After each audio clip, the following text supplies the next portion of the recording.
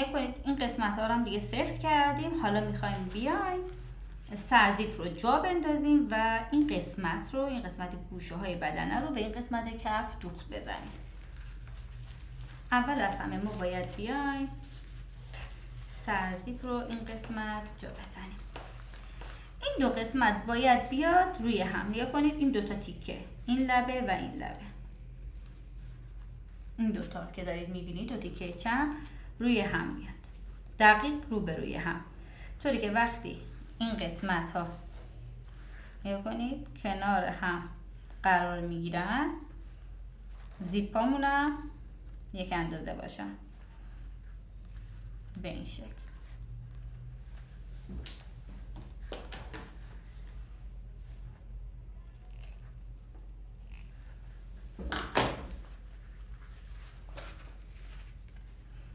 الان این رو از این سمت میخوایم بندازیم داخل، سرزیپ رو میاریم به این شکل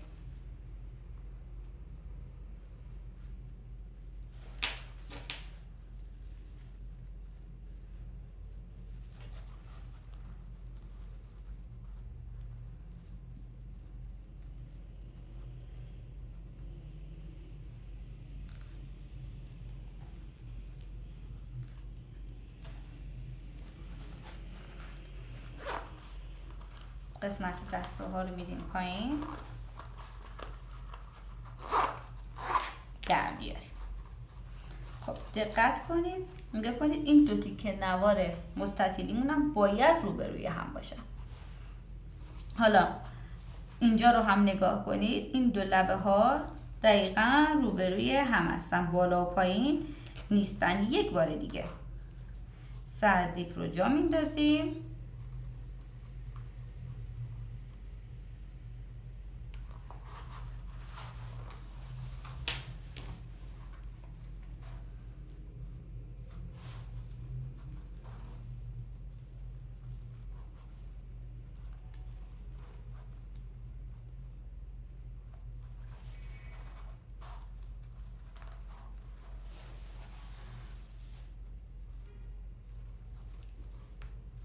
دوباره این تیکه دوباره یک بار دیگه باز میکنیم قسمت زیپ رو، سرزیپ رو جا میندازیم.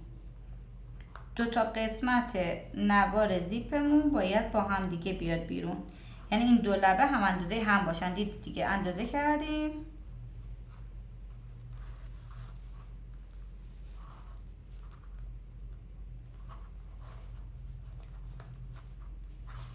به این صورت.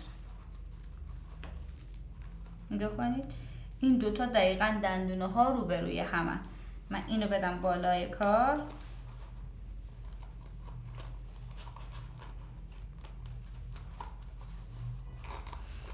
این قسمت که میرسه اینجا دقیق دقت کنید، انقدر دقیقه که این زیپمون اگر یه دندونه این بالا زیاد و کم باشه اینجا قوس برمیداره.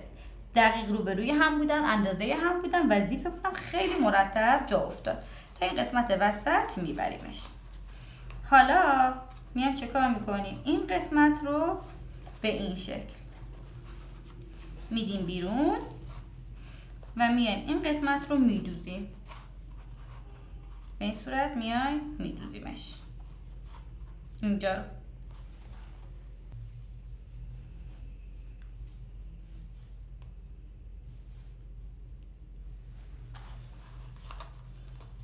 خب این قسمت کف رو میدیم بیرون، سوراخ‌ها دقیقاً روبروی هم هستن.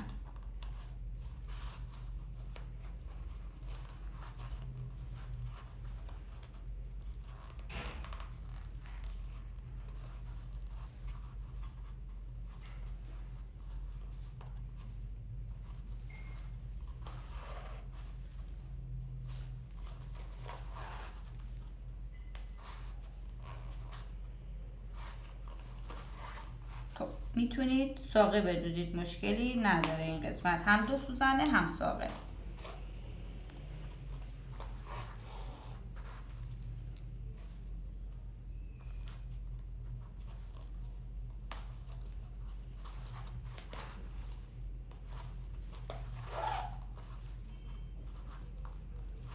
یه نکته بگم، نگاه کنید بچه، زیپمون دقیقا وسطه، یعنی شما این تیکه بدنه رو که نصف کنید دندونه ها دقیقا وسط قرار گرفته، بعد همینطور دقیق باشه.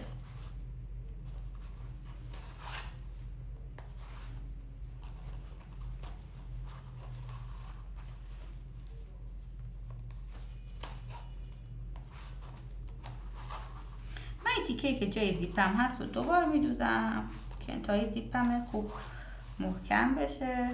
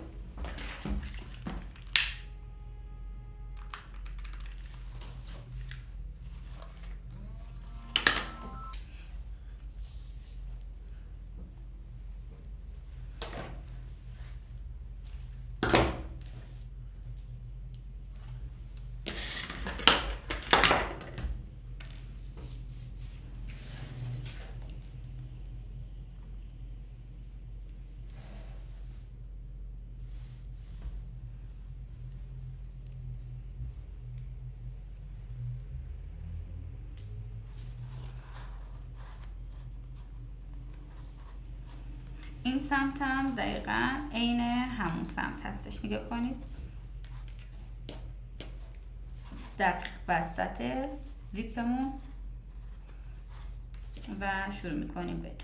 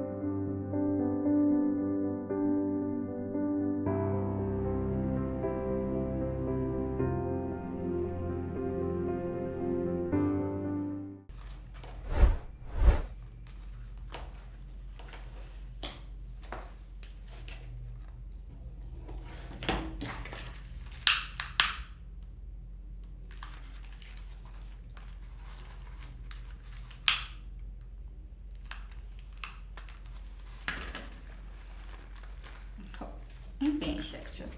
اضافه های زیپتون هم شما این تیکه میتونید قیچی کنید.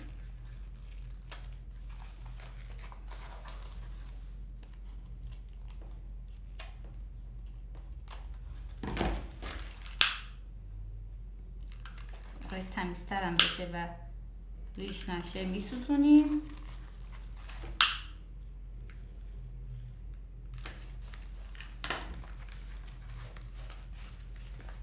حالا برمیگردونیم نگاه کنید چقدر مرتب و تمیز میشه.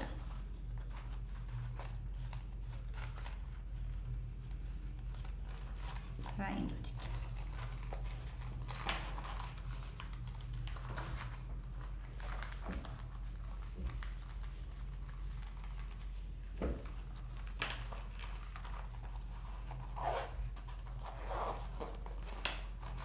کنیم به این صورت در میاد.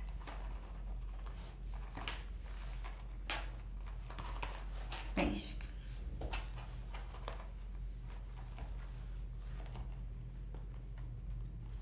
اونجایی که گفتم بچه ها باید روبروی هم باشن به خاطر اینه. نگاه کنید دوتا مستطیلا که مال وسطش دقیقا روبروی همن، دستا هم همینطور. اگر دندون های زیپو یه دونه این ور اون ور کنید دیگه روبروی هم قرار نمیگیرن.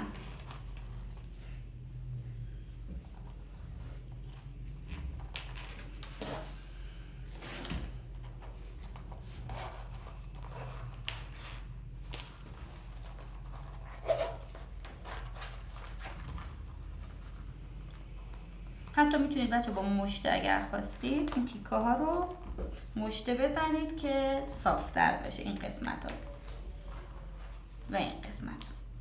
حواستون باشه فقط روی زیپتون نزنید.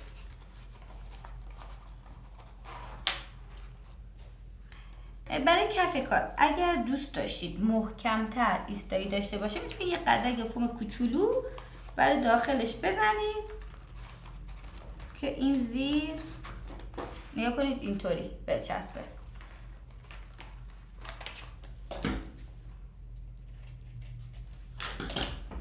خودتون میتونید برش بزنید دیگه، با دست اندازه میگیرید کوچولو برای هم اندازه کف باشه. اگر خواستید محکم و این اصلا نیازی نداره چون اینا کیفای کوچولو و اکسسوری کوچیک هستن، زیاد نیاز به این دقت نداره.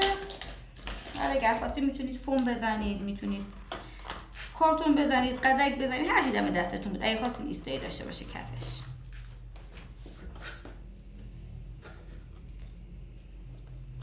یکم خشک شد هوا خورد بعد روی هم قرار بدید.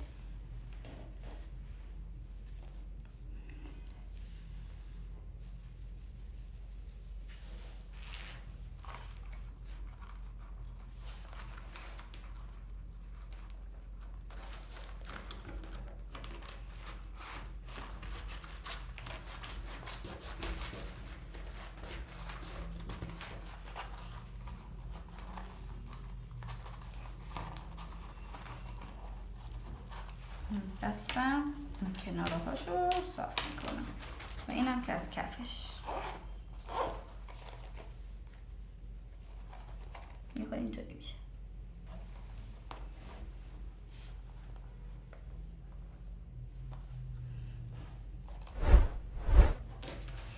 خب قسمت آستر کیسه ایشم این قسمت پایین کار اینجا دقیقا روی هم بذارید. میتونید دوخت رفت و برگشتی بذارید.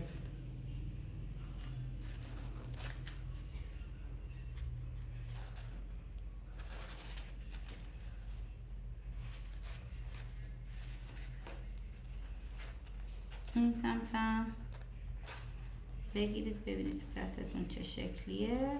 سوراخ‌ها دقیقا روبروی هم.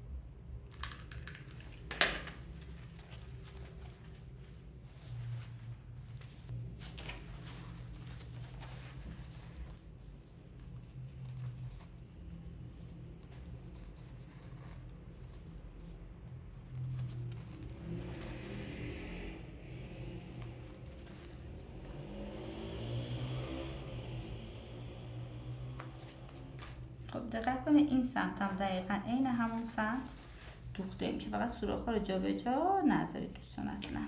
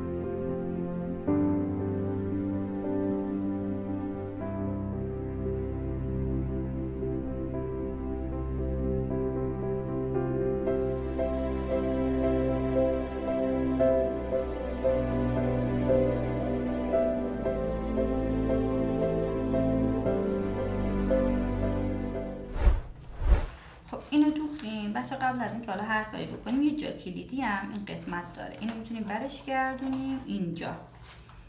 نگاه کنید الان قسمت چپه کاره دیگه.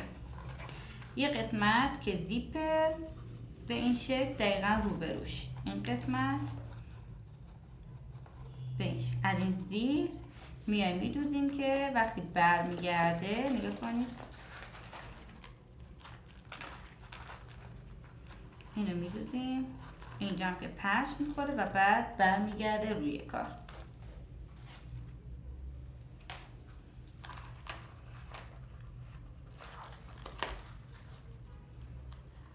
خب من اینو میذارم وسط،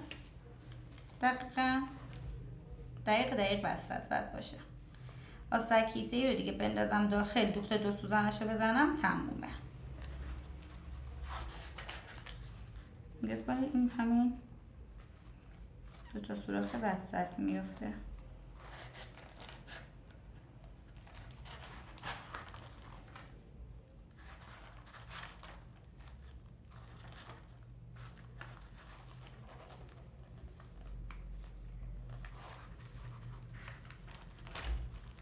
به این سمت یه سمت سرزیپه، یه سمت هم این قسمت جای کلیدمون هست. یک کوک 2 بار من اینو میدوزم. میتونید حتی به کناره هاشم یا حتی موقعی که بچه دارید چیم میکنید میتونید بدوزید، دارید اون قسمت رو میارید روی هم دیگه.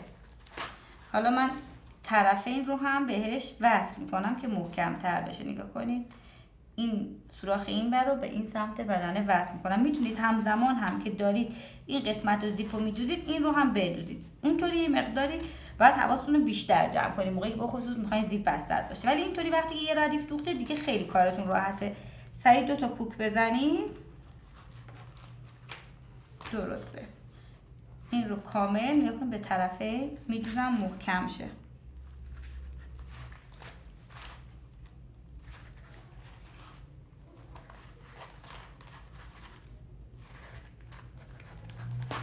که باز هم نشه.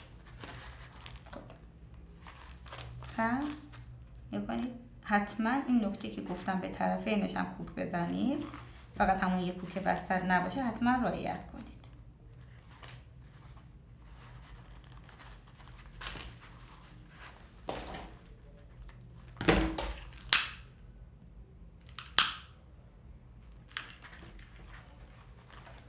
حالا اینو در انتها میتونید قسمت پرچش و قسمت کار دیگه که بخواید این حلقه رو بزنید با پرچه زیر و رو میتونید بعدش انجام بدید.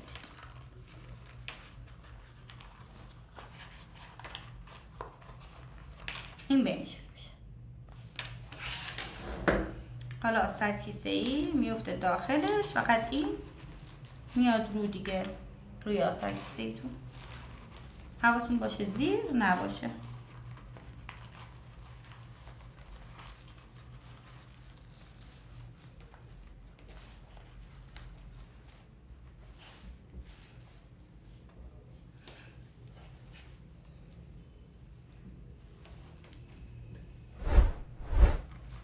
خب حالا میخوام شروع کنیم به دوخت دوستان. از سوراخ اول، سوراخی که داریم این از زیر رد میکنیم میاریم این قسمت. میخوام دوخت 2 سوزنه، برای دوخت 2 سوزنه از 2 سمت سوزن داریم دیگه.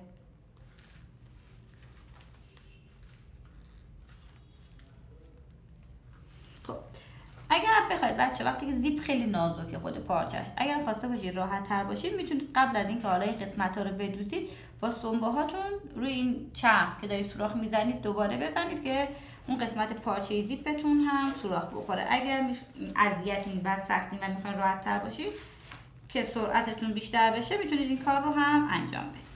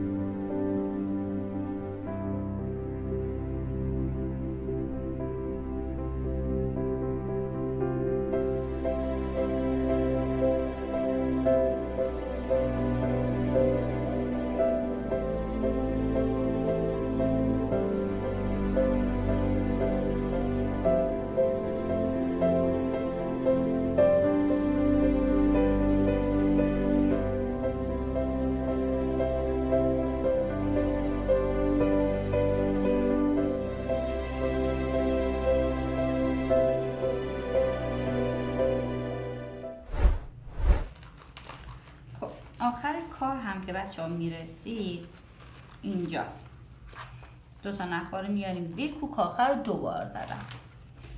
خب یه بار که رد کردم دوباره آوردم زیر. حالا اینجا میخوایم گره بزنیم. اینو میاریم از زیر رد میکنیم اینجا، اینا میاریم زیر این قسمت. حالا گره میزنیم.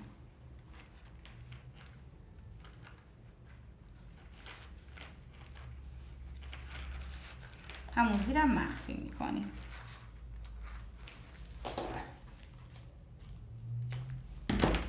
مراقب باشید زیپتون رو اصلا نسوزونید، چون زیپ خیلی سریع میسوزه. اینجا کنید این هم از این سمت آستک کیسه ایمون که خوب جا افتاد.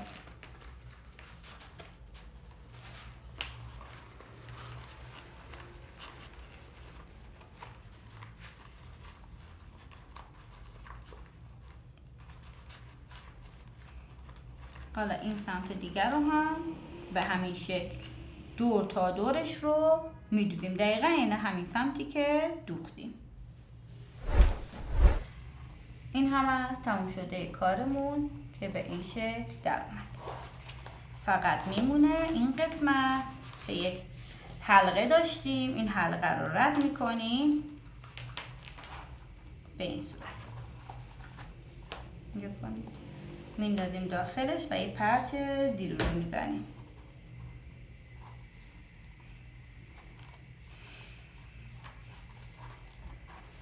و بعدم با قالب پرچه مخصوص خودش این قسمت رو صفر میکنیم. حالا هر وقتم که نیاز داشتیم دیگه این بیرونه، فقط حتما اینو با قالب پرچتون صفر کنید.